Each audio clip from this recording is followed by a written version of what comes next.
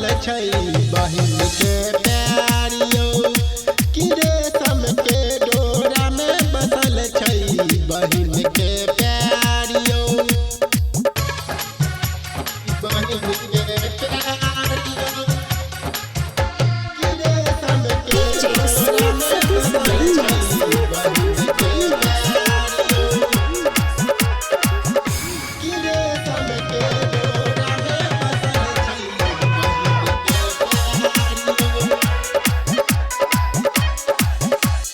हिंदू धर्म में मानल जाय बड़ा त्योहार हिंदू धर्म में मानल जाय बड़ा